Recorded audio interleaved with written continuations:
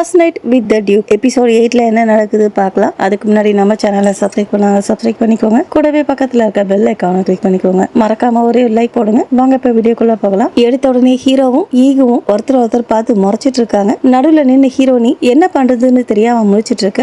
அப்ப ஈகு பாரா யார் இது ஹீரோவா என்ன கிரீட் பண்றதே மறந்துட்டியான்னு கேட்க ஹீரோ இல்லன்னு சொல்றாரு. எதிரிய பார்த்தாலும் மரியாதை கொடுக்கணும்னு என் பேரண்ட்ஸ் சொல்லி கொடுத்திருக்காங்க. எப்படி இருக்கன்னு கேட்க ஹீரோ அவன் சொன்னதை கண்டுக்காம ஹீரோனி கிட்ட போயிட்டு அவங்க தலையை தடவி கொடுக்க அதை பார்த்த ஈகு திடீர்னு வந்து அவகிட்ட இப்படி ரூடா நடந்துக்க கூடாதுன்னு சொல்ல உடனே ஹீரோனி ஹக் பண்ணிட்டு இவ என்னோட ஃபியான்சின்னு சொல்ல நான் தான் தப்பா புரிஞ்சுக்கிட்டேனா எனக்கு இன்னைக்கு உதவி பண்ணதுக்காக ரொம்ப தேங்க்ஸ்ன்னு ஹீரோனி பேரை சொல்ல என் ஃபியான்சிய பேரை சொல்லி கூப்பிடுறதுக்கு உனக்கு எவ்வளவு தைரியம் இருக்கும்னு ஹீரோ கேட்க சின்ன வயசுல இருந்தே எனக்கும் ஹீரோனிக்கும் ஒருத்தர் நல்லாவே தெரியும். எங்களுக்கு நிறைய மெமரிஸ் இருக்கு. உனக்கு அதை பத்தி எல்லாம் தெரியாது. எனக்கு பிரச்சனை ஏற்பட்டப்போ நிறைய உதவி பண்ணிருக்கா. அதுக்கு தேங்க்ஸ் சொல்றதுக்கெல்லாம் உன்கிட்ட பர்மிஷன் வாங்கணும்னு சொல்லாத. சரி நீங்க 2 பேரும் என்ஜாய் பண்ணுங்க, நாம அப்புறமா பார்க்கலாம் ஹீரோனின்னு சொல்லிட்டு ஈகு போயிடுறாரு. அடுத்ததா ஹீரோனியை கூப்பிட்டுக்கிட்டு வீட்டுக்கு போக அப்ப ஹீரோனி கொஞ்ச நேரத்துக்கு முன்னாடி நடந்ததை நினைச்சு அப்செட்டா இருக்கீங்களான்னு கேட்க இல்லன்னு சொல்றாரு. நீங்க தப்பா புரிஞ்சுக்காதீங்க. அப்போ என்ன நடந்துச்சுன்னா ஹீரோனி அதை பத்தி சொல்ல வர ஹீரோ சொல்லாத,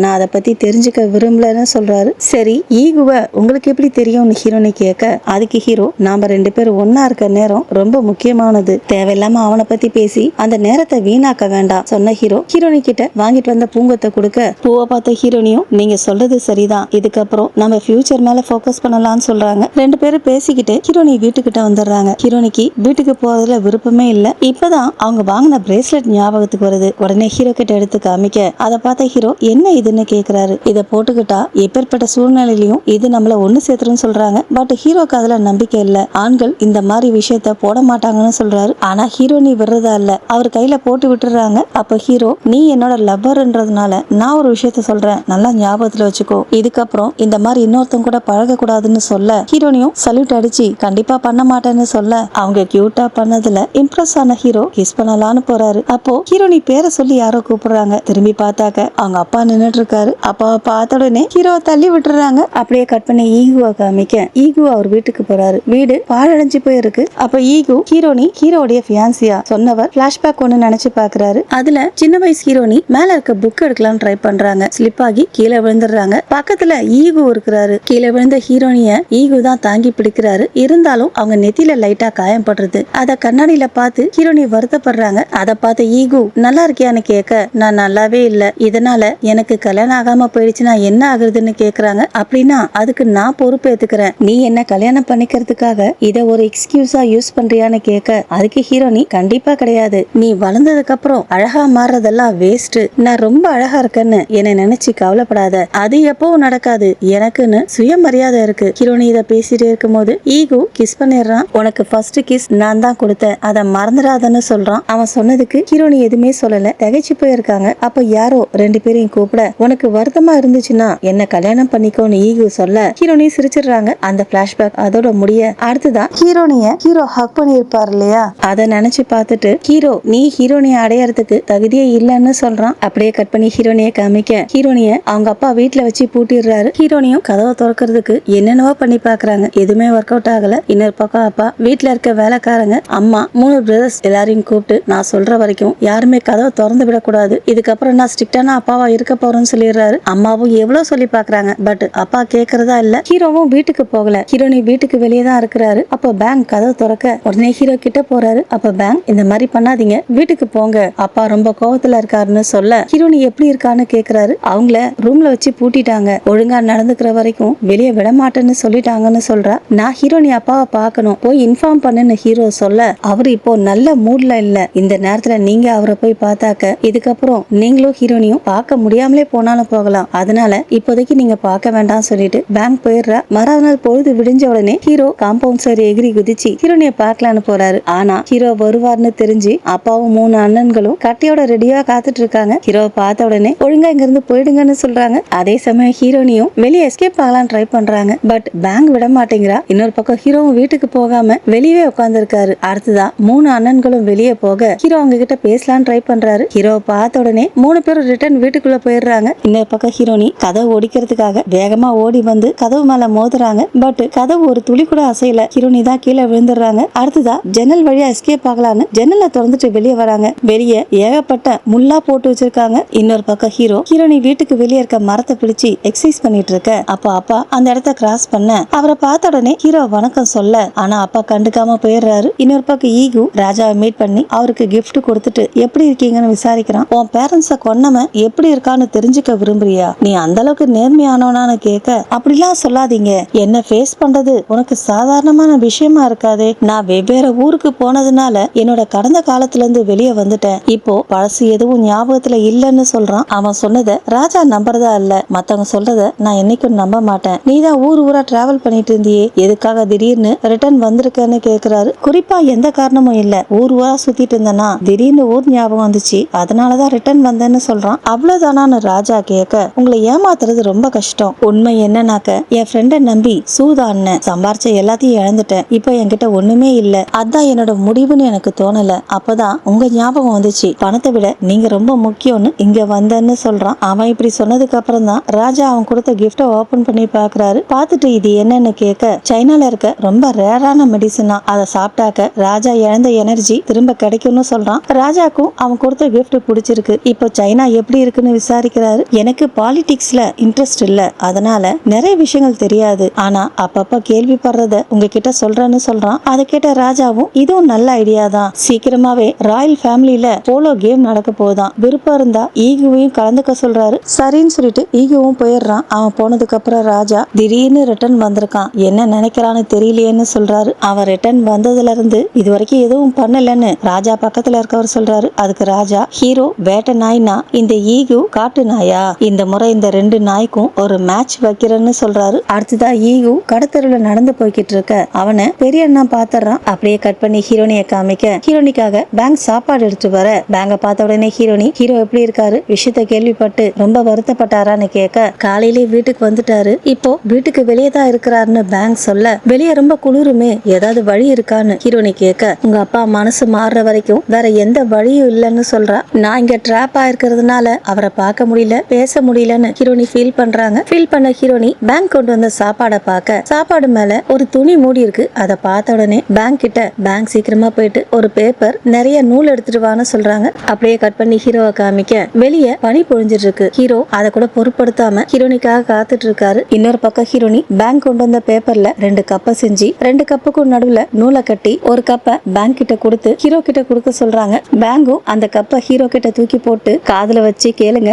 வாயில வச்சு பேசுங்கன்னு சைகை பண்ணிட்டு போறாங்க. ஹீரோவும் அந்த கப்பை காதுல எடுத்து வைக்க, அப்ப ஹீரோனி, ஹீரோ நான் உங்களை ரொம்ப மிஸ் பண்றேன்னு சொல்ல, சீக்கிரமாவே இந்த பிரச்சனையை சரி பண்ணிடுறேன், என்ன நம்பு, கொஞ்சம் காத்துக்கிட்டு இருன்னு சொல்றாரு. ஹீரோனி பிரச்சனையை சரி பண்றதுக்கு ஏதோ ஐடியா சொல்றாங்க. ஐடியாவை கேட்ட ஹீரோவும் ஞாபகத்துல வச்சுக்கிறேன்னு பேசிட்டே இருக்கும் போது ஹீரோடைய கப்பை யாரோ இழுக்கிறாங்க. ஹீரோ காம்பவுண்ட் வாலை எட்டி பார்த்தாக்க உள்ள அந்த கயிறை அப்பாதான் பிடிச்சு இழுத்துட்டு இருக்காரு. ஹீரோவை பார்த்த அடுத்த செகண்ட் கயிறை கட் பண்ணி விட்டுறாரு. மறாவனால் 3 அண்ணன்களும் வீட்டை விட்டு வெளியே வர, அவங்களை தடுத்த ஹீரோ உங்ககிட்ட கொஞ்சம் பேசணும்னு சொல்லி 3 பேரையும் அவர் வீட்டுக்கு கூட்டிட்டு போயிடுறாரு. அங்க போனதுக்கு அப்புறம் 3 பேருக்கும் ட்ரிங்க்ஸ் கொடுக்க, பெரிய அண்ணன் எதுக்காக எங்களை கூட்டிட்டு வந்து ட்ரிங்க்ஸ் குடுக்குறீங்கன்னு கேட்க, அட்வைஸ் வேணும்னு கேக்குறாரு. அட்வைஸா எங்க கிட்ட இருந்தா? ஆமா, உங்க அப்பாவுடைய மனசை ஜெயிக்கணும், அதுக்கு ஏதாவது ஐடியா கொடுங்கன்னு கேக்குறாரு. 3 பேருமே உதவி பண்ண மாட்டோம்னு அடம் பிடிக்கிறாங்க. ஹீரோனி தான் இந்த ஐடியா கொடுத்திருக்காங்க. அது மட்டும் இல்ல, 3 அண்ணன்களுக்கும் ஏதாவது கிஃப்ட் கொடுக்க சொல்லிருக்காங்க. அதே மாதிரி ஹீரோவும் 3 பேருக்கும் கிஃப்ட் கொடுக்குறாங்க. நடு அண்ணனும் சின்ன அண்ணனும் கிஃப்ட்டுக்கு மயங்குறாங்க. பட் பெரிய அண்ணன் மட்டும் இன்னும் மறந்து பிடிச்சிட்டு இருக்காரு. மத்த 2 பேரும் நல்லா ட்ரிங்க்ஸ் பண்ணிட்டு அவங்க அப்பாக்கு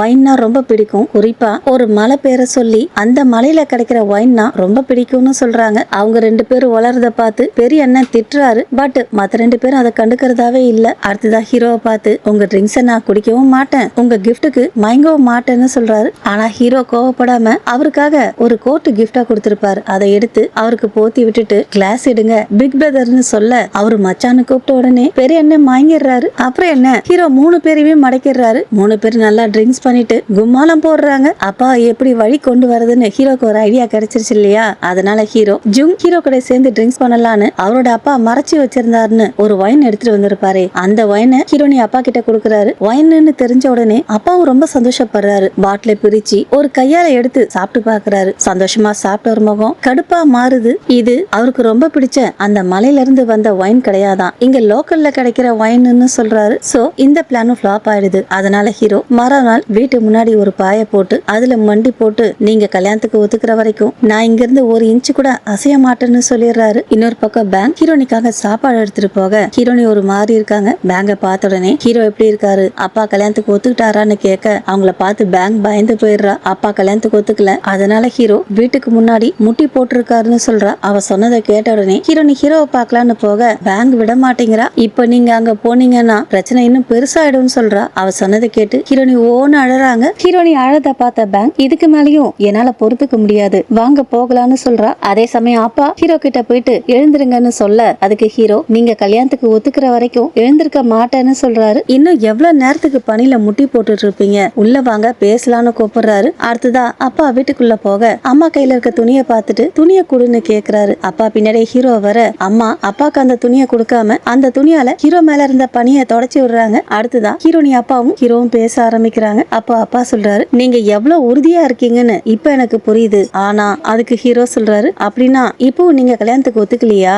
எந்த அப்பாவா இருந்தாலும் தன்னோட பொண்ணு கல்யாணம் பண்ணிக்கிட்டு சந்தோஷமா ரொம்ப நாளைக்கு வாழணும்னு ஆசைப்படுவாங்க. ராஜாவால உங்க மேல ரத்த பழி இருக்குது, அதனால நிறைய பேர் உங்க ரத்தத்தை பார்க்கணும்னு நினைக்கிறாங்க. நீங்க இப்போ கல்யாணம் பண்ணிக்கிட்டு குழந்தை பெத்துக்கிட்டீங்கன்னா உங்களை பழி வாங்கணும்னு நினைக்கிறவங்களுக்கு அவங்க ஈஸியான டார்கெட்டா இருப்பாங்க. உங்களுக்கும் அது பெரிய வீக்னஸா இருக்கும். நீங்க ரெண்டு பேரும் காதலிக்கிறீங்க, உங்களை ஃபாலோ பண்ணி தடுத்து நிறுத்த முடியாது. அதனால என் பொண்ணை உங்களால பாதுகாக்க முடியுமான்னு டெஸ்ட் வச்சு தெரிஞ்சுக்க போறேன். அதுக்காக எனக்கு ஒரு சத்தியம் மட்டும் பண்ணி கொடுங்க சொன்னாப்பா ஒரு பேப்பர் எடுத்து ஹீரோ முன்னாடி வச்சுட்டு என் குடும்பத்துக்காகவும் என் பொண்ணோட பேருக்காகவும் நீங்க ரெண்டு பேரும் பாக்குறதுக்கு அலோவ் பண்ற. ஆனா இதுக்கப்புறம் அவ நைட்ல வெளியே தங்க கூடாது, அதுக்கு நீங்க தான் பொறுப்பு ஏத்துக்கணும், அவளை பாதுகாப்பா பாத்துக்கோங்கன்னு சொல்றாரு. ஹீரோவும் இனி அப்படி நடக்காதுன்னு ப்ராமிஸ் பண்றாரு. அதுக்கு அப்பாவும் உங்களை நானும் நம்புறேன் சொன்னவர் அம்மாவை கூப்பிட்டு ஹீரோனி ரூமை திறந்து விட சொல்றாரு. அதை கேட்ட அம்மாவும் ரொம்ப சந்தோஷமா ஹீரோனியை பாக்குறதுக்காக போறாங்க. அங்க போனாக்க ஹீரோனி அதுக்குள்ள எஸ்கேப் ஆயிட்டு இருக்காங்க. அப்படியே கட் பண்ணாக்க ஹீரோனியும் பேங்கும் ஷாமனை பார்க்க போயிருக்காங்க. ஹீரோனியை பார்த்த ஷாமனுக்கு ரொம்ப சந்தோஷமா இருக்கு. பார்த்து ரொம்ப நாள் ஆச்சு, என்ன மறந்துட்டேன்னு நினைச்சேன்னு சொல்றாங்க.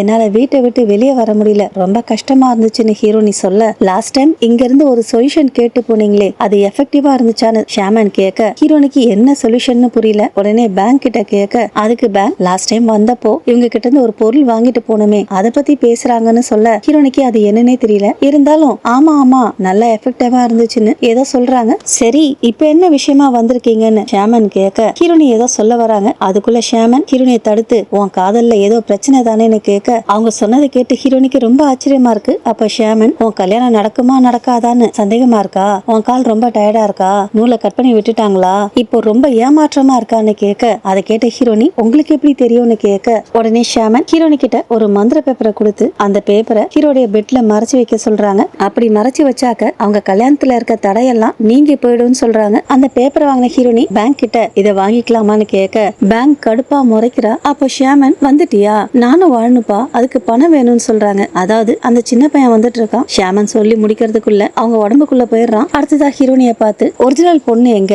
அவளுக்கு பதிலா தப்பான பொண்ணு இங்க இருக்க, நீ நினைச்ச மாதிரி எதுவும் நடக்கல இல்ல. அவங்க சொல்றத கேட்ட பேங்கும் இத நானே சொல்லுவேன்னு சொல்ல அவ சொன்னதை கேட்ட ஷாமன் பேங்க் ஒரு மாதிரி முறைக்க பேங்க் பயந்துடுறா. அடுத்ததா ஷாமன் ஹீரோனிய பார்த்து நீ இப்போ குறுக்கு பாதையில போயிட்டு இருக்க, ஒழுங்கான பாதைய தேர்ந்தெடுன்னு சொல்றா. குறுக்கு பாதையான்னு ஹீரோனி கேட்க அதுக்கு ஷாமன் வாழ்க்கையில நீ ஃப்ரீயா செய்யக்கூடிய ஒரே விஷயம் சூஸ் பண்றது மட்டும்தான். நீ குறுக்கு பாதையில நின்னுட்டு இருக்க, சீக்கிரமாவே முடிவெடுக்கணும். நீ எடுக்க போற முடிவோட ரிசல்ட் யாருக்கும் தெரியாது, என்னையும் சேர்த்துதான் சொல்றேன். அதுதான் வாழ்க்கையா இருந்தாலும் சரி கதையா இருந்தாலும் சரி ரொம்ப இன்ட்ரெஸ்டா மாத்தும். ஷாமன் கிட்ட பேசிட்டு ஹீரோனியும் பேங்கும் வெளியே வந்துடுறாங்க. ஹீரோனி அந்த மந்திர பேப்பரை வாங்கிட்டு வந்துட்டு இருக்காங்க. அப்ப மனசுக்குள்ளவே நம்மள பத்தி ஏதோ தெரிஞ்சதுனாலதான் இந்த மாதிரி பேசினாலான்னு மனசுக்குள்ளவே பேசிட்டு வராங்க. அப்ப பேங்க் எனக்கு இது மேல எல்லாம் நம்பிக்கை இல்ல, ஆனா இன்னைக்கு அவங்க பேசுறதா பார்த்தா ஏதோ உண்மையா இருக்குமோன்னு தோணுது. உடனே ஹீரோனியும் நம்புறியான்னு கேட்க நம்பர்னோ இல்லையோ நிறைய காசு கொடுத்து வாங்கியிருக்கீங்க, அதனால அவங்க சொன்ன மாதிரி செய்யுங்கன்னு சொல்றா. அடுத்ததா ஹீரோனி ஹீரோ பாக்குறதுக்காக வீட்டுக்கு போக ஹீரோனிய பார்த்த ஹீரோ இந்த நேரத்துல இங்கேயா வந்த, உன்னோட ஃப்ரீடம் கொண்டாட வந்தியான்னு கேக்குறாரு. எனக்கு இந்த விஷயமே தெரியாதே, நீங்களும் என் அப்பாவும் சமாதானம் ஆயிட்டீங்களான்னு ஹீரோனி கேட்க அப்படின்னா அவங்க விடுறதுக்கு முன்னாடியே நீ எஸ்கேப் ஆகி வந்துட்டியான்னு ஹீரோ கேட்க இப்போ அது முக்கியம் இல்ல, நாம ரெண்டு பேரும் ஒன்னா இருக்கோம்ல அதான் முக்கியம் சொன்ன ஹீரோனி ஹீரோ ஹக் பண்ணி உங்களை ரொம்ப மிஸ் பண்றேன்னு சொல்றாங்க. ஹீரோவும் ஹக் பண்ணலான்னு போறாரு. ஆனா அப்பாக்கு சத்தியம் பண்ணி கொடுத்திருக்காரு இல்லையா, அதனால ஹக் பண்ணல. அப்ப ஹீரோனி வெளியே குளிரா இருக்கு, வீட்டுக்குள்ள போகலாமான்னு கேட்க ஹீரோ அவங்கள தள்ளி நிக்க வச்சுட்டு நீ உள்ள வரக்கூடாது, உங்க அப்பா நம்ம கல்யாணத்துக்கு சம்மதிக்கிற வரைக்கும் என் விரல் உன் மேல படாதுன்னு சத்தியம் பண்ணி கொடுத்திருக்கிறேன். இப்போ உன்னை வீட்டுக்குள்ள விட்டாக்க பெரிய பிரச்சனை ஆயிடும் ஆயிடும்னு சொல்றாரு. ஆனா இங்கதான் யாருமே இல்லையே, வாங்க உள்ள போகலாம்னு ஹீரோனி கூப்பிட, இந்த மாதிரி ஈஸியா ப்ராமிஸ பிரேக் பண்ணணும்னா நான் ப்ராமிஸே பண்ணிருக்க மாட்டேன். அப்ப ஹீரோனி ஹீரோ ஷர்ட்டை நோண்டிக்கிட்டு, என்னை விட உங்களுக்கு அந்த ப்ராமிஸ் தான் ரொம்ப முக்கியமா, என்ன நீங்க மிஸ் பண்ணவே இல்லையான்னு கேட்க, உடனே ஹீரோவும் ஹீரோனியை ஹக் பண்ணி, இந்த மாதிரி முகத்தை வச்சுக்கிட்டு பேசினா நான் என்ன பண்ணுவேன்னு சொல்லிட்டு கிஸ் பண்ணலான்னு போறாரு. ஆனா கிஸ் பண்ணல, கஷ்டமா தான் இருக்கு, இருந்தாலும் இங்க இருந்து போன்னு சொல்லிட்டு ஹீரோனியை தூக்கிட்டு வந்து வீட்டுக்கு வெளியே விட்டுட்டு கதவை க்ளோஸ் பண்ணிடுறாரு. ஹீரோனியை வெளியே விட்டுட்டு ஹீரோ வீட்டுக்குள்ள வர, அந்த கேப்ல வீட்டுக்குள்ள ஒரு அம்பு பாஞ்சு நிக்குது. அதுல ஒரு லெட்டர் இருக்கு. ஹீரோ அந்த லெட்டர் எடுத்து படிக்கிறாரு. அதுல என்ன எழுதிருக்குன்னா, அடுத்தவங்க ரத்தத்து மேல நிக்கிற நீ எவ்வளவு தைரியம் இருந்தா சந்தோஷமா வாழலாம் நினைக்கலாம், நீ மட்டும் இல்ல உன்னை சுத்தி இருக்கிறவங்களும் இதுக்கப்புறம் சேஃபா இருக்க மாட்டாங்கன்னு எழுதியிருக்கு. அப்படியே கட் பண்ணி ஹீரோனியை காமிக்க, ஹீரோனியால அந்த மந்திர பேப்பரை ஹீரோ பெட்ல வைக்க முடியல இல்லையா, அதை நினைச்சு ஃபீல் பண்ணிட்டு இருக்க. அப்போ பெரிய அண்ணன் வந்து, இவ்வளவு நேரம் எங்க போயிருந்த, ரொம்ப வேதனைப்பட்டிருப்பல்ல, மன்னிச்சிருன்னு சொல்றான். ஆனா அப்பா இன்னும் கல்யாணத்துக்கு ஒத்துக்கலையே, அதான் ரொம்ப வருத்தமா இருக்கு, நீங்கெல்லாம் அப்பாவை கன்வின்ஸ் பண்ணி எனக்கு உதவி பண்ண முடியுமான்னு கேக்குறாங்க. அதுக்கு அண்ணனும், கண்டிப்பா ஹீரோ கிட்ட பழகுனதுக்கு அப்புறம் தான் அவருடைய நல்ல குணம் புரிஞ்சதுன்னு சொல்றான். சொன்னவன் தயங்குறான். அதை பார்த்த ஹீரோனி வேற ஏதாவது சொல்லணுமான்னு கேட்க, இளவரசன் ஈகு ரிட்டர்ன் வந்துட்டான், அவனை நாடு கடத்தினதுல இருந்து திரும்பி வந்ததுக்கு அப்புறம் மறைஞ்சு போயிட்டான், நம்ம குடும்பத்தை விட்டு தனியா தான் வளர்ந்தான். அதை கேட்ட ஹீரோனி, அவன் என்ன குற்றவாளியா, எதுக்காக நாடு கடத்தினாங்கன்னு கேட்க, அதுக்கு பெரிய என்ன சொல்றாரு, இப்போ ராஜா இருக்காரு இல்லையா, அவரு பதவிக்கு வந்தப்போ ராஜ குடும்பத்துல ஏகப்பட்ட கொலை நடந்துச்சான், அதுல ஈகோட பேரண்ட்ஸ் இறந்து போயிட்டாங்களாம். அதுக்கப்புறம் தான் ஹீரோ ராஜா பக்கம் போயிட்டாராம். ராஜா பக்கம் போனதுனால ஈகு ஹீரோ விட்டு பிரிஞ்சுட்டாராம். அப்படியே கட் பண்ணி ஹீரோவை காமிக்க, ராஜா ஒரு கேமை பத்தி ஈகு கிட்ட சொன்னார் இல்லையா, அந்த கேம்ல கலந்துக்க சொல்லி ஹீரோக்கு இன்விடேஷன் அனுப்பியிருக்காரு. ஹீரோ அதை படிச்சிட்டு இருக்க, இன்னொரு பக்கம் ஈகுக்கும் அந்த இன்விடேஷன் வந்திருக்கு. அவனும் இன்விடேஷனை படிச்சு பார்த்துட்டு கேம்ல கலந்துக்க போறேன்னு சொல்றான். அடுத்ததா அந்த கேம் நடக்கிறத காமிக்கிறாங்க. ஹீரோ ஒரு டீம்லயும் ஈகு ஆப்போசிட் டீம்ல இருக்காரு. ஹீரோ தான் நிறைய கோல் போடுறாரு. அது மட்டும் இல்ல, ஈகு போற கோலை சாமர்த்தியமா தடுக்கிறாரு. அதனால கடுப்பான ஈகு ஹீரோவை தள்ளி வர்றது, அவர் ஓடுறப்போ வேணும்னே காலை தட்டி வர்றதுன்னு நிறைய வேலை பாக்குறான். பட் ஹீரோ கிட்ட அதெல்லாம் வேலைக்கு ஆகல. ஹீரோ கிட்ட சிங்கிளா மோதனா ஜெயிக்க முடியாதுன்னு ஈகு டீமை சேர்ந்த 4 பேர் ஹீரோவை பிளாக் பண்ணிடுறாங்க. அது மட்டும் இல்ல, கையில இருக்க கட்டையால ஹீரோவை தாக்குறாங்க. அந்த கேப்ல ஈகு ஒரு கோலை போட்டுறாரு. பட் அவர் பண்ண காரியம் அங்க இருக்க ஆடியன்ஸ்க்கு பிடிக்கவே இல்ல. இன்னொரு பக்கம் ஜூங் ஹீரோ ட்ராப் பண்ணதை பார்த்து அங்க இருக்க ரெஃபரி கிட்ட கம்ப்ளைண்ட் பண்றாரு. ஆனா ரெஃபரியும் அதை கண்டுக்கல. ராஜா வேணும்னே தான் 2 பேரையும் மோத விட்டுருக்காரு. அடுத்த ரவுண்ட் ஆரம்பிக்குது. அடுத்த ரவுண்ட்லயும் ஈகு டீம் வேணும்னே ஹீரோவை பிளாக் பண்ண ஈகு கோல் போட போறான். அதை ஜுங் தடுக்க பாக்குறாரு. அப்ப ஈகு பால கோல்ல போடாம கையில இருந்த ஸ்டிக்க ஜுங் மேல வீசுறாரு. அதை பார்த்த ஹீரோ அவர் கையில இருந்த ஸ்டிக்க வீச, அது ஈகு வீசின ஸ்டிக்க தடுத்துட்டு அங்க இருந்து பறந்து போய் ராஜாக்கு பின்னாடி இருந்த செவர்ல பாஞ்சிடுது. நல்லவேளை ராஜாக்கு எதுவும் ஆகல. உடனே ஹீரோ ஓடி வந்து ராஜா கிட்ட மன்னிப்பு கேட்க, ராஜா பெருசா எடுத்துக்கல, பரவாயில்ல, கேம்ல இதெல்லாம் சகஜம், இன்னைக்கு விளையாண்டது போதும், நான் போறேன்னு சொல்லிட்டு கிளம்பிடுறாரு. அடுத்ததா ஜுங் வந்து ஹீரோ கிட்ட மன்னிப்பு கேட்க, பரவாயில்ல விடுன்னு சொல்றாரு. அப்ப ஈகு, கேள்விப்பட்ட வதந்திலாம் உண்மை போல இருக்கு, நீ நல்லவன் தான், ஆனா நல்ல விஷயத்திலயும் ஏதாவது குறை இருக்கும், இன்னைக்கு உன்கிட்ட இருந்து ஒரு விஷயத்த கத்துக்கிட்டேன்னு சொல்ல, ஹீரோ அவன் சொன்னதை பெருசா எடுத்துக்கல. ஜுங் கிட்ட கிளம்பலான்னு சொல்ல ஜுங் போயிடுறாரு. அப்போ ஈகு, நான் அனுப்பின லெட்டர் கிடைச்சுதான்னு கேக்குறாரு. சோ நேத்து நைட் ஹீரோ வீட்டுக்கு ஒரு அம்பு வந்துச்சு இல்லையா,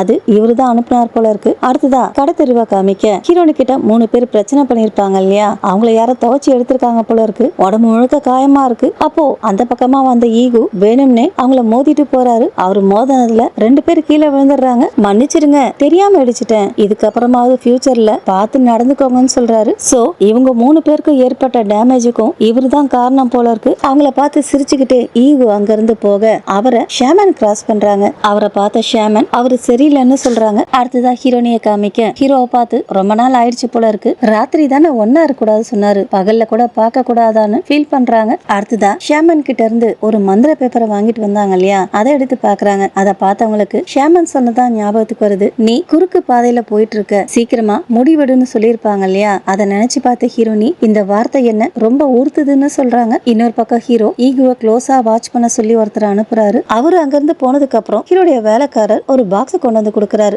அதுக்குள்ள 2 மோதிரம் இருக்கு. ஹீரோடைய அம்மா மோதிரம் வந்துச்சு இல்லையா, அதை தான் உருக்கி 2 மோதிரமா செய்ய சொல்லியிருப்பார் போல இருக்கு. அதை தான் இப்ப கொண்டு வந்து கொடுக்கறாரு. இன்னொரு பக்கம் ஜுங் யூனியாவை மீட் பண்ணி அன்னைக்கு ரெஸ்டாரண்ட்ல சாப்பிட்டுட்டு இருக்கும் போது பாதியிலே சொல்லாம கொள்ளாம போயிட்டாரு இல்லையா, அதுக்காக மன்னிப்பு கேட்டு பூங்கொத்து கொடுக்கறாரு. யூனியாவும் சந்தோஷமா பூங்கொத்தை வாங்கிக்கிறாங்க. அடுத்ததா 2 பேரும் தனியா உட்காந்து பேசிட்டு இருக்காங்க. அப்ப யூனியா முறையா நீங்க தான் எனக்கு பூங்கொத்து கொடுத்தீங்கன்னு சொல்ல ஜுங்கு ரொம்ப சந்தோஷப்படுறாரு. அடுத்ததா அன்னைக்கு என்ன நடந்துச்சுன்னு சொல்ல வராரு. பட் சொல்ல முடியல. அதை புரிஞ்சுக்கிட்ட யூனியாவும், நீங்க எதுவும் சொல்ல தேவையில்லை, இந்த மாதிரி சிச்சுவேஷன் எல்லாருக்கும் வரும்னு சொல்றாங்க. அதுக்கு ஜுங் நான் தான் பார்த்து நடந்து இருக்கணும், மறுபடியும் நீங்களும் நானும் சாப்பிட போகலாமா, எனக்கு ஒரு சான்ஸ் கிடைக்குமான்னு கேக்குறாரு. யூனியாவும் சந்தோஷமா போகலான்னு சொல்றாங்க. அவங்க கிட்ட பேசி முடிச்சிட்டு ரொம்ப சந்தோஷமா வீட்டுக்கு போறாரு. அப்பதான் லாஸ்ட் டைம் மீட் பண்ணப்போ யூனியா கர்ச்சீஃப் கொடுத்திருப்பாங்க இல்லையா, அதை ரிட்டர்ன் கொடுக்கலன்னு ஞாபகத்துக்கு வருது. அதை ரிட்டர்ன் கொடுத்துடலான்னு திரும்ப பின்னாடி வந்த ஹீரோ மேல மோதிடுறாரு. பார்த்து வர மாட்டியான்னு ஹீரோ கேட்க, நீ நேரா பார்த்து நடந்து வரதுனால நான் வேணா கோன்லா பாக்கட்டுமான்னு தலைய சாட்சி காமிக்க,